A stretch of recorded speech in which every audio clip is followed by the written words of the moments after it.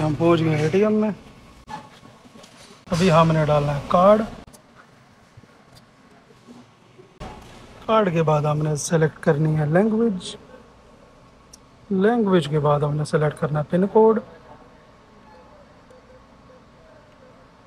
Pin code के बाद ये आपसे पूछेगा कब इंटरेस्टेड है कि नहीं। हमने करना है इंटरेस्टेड। फिर बैक। फिर हमने विड्रॉ करना है, पेमेंट विड्रॉ। विड्रॉ पे आ गए। फिर उसके बाद हमने ये इनमें से अगर आपने कोई चूज़ करनी है तो ठीक है, नहीं तो अदर अमाउंट।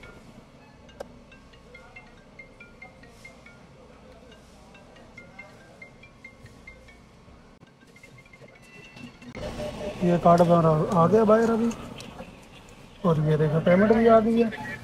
फिर हम निकल पड़े वापस।